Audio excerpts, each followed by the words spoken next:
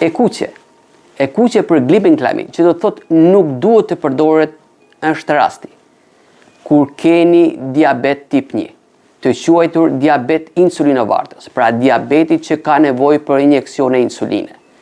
E takojmë shpesh pyetjen apo dyshimin nga pacientët që mjekohen me insulinë.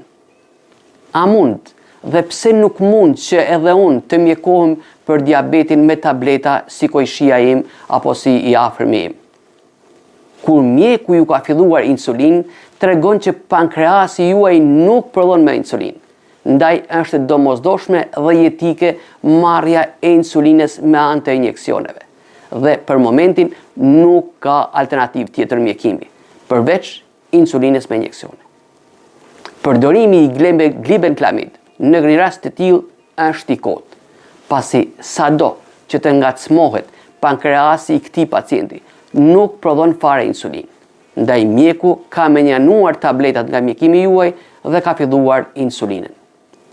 Ju si barmarrës nuk duhet të dëgjoni këshillat dhe sugjerimet e thëna në thojza kuptohet të afërmëve tuaj.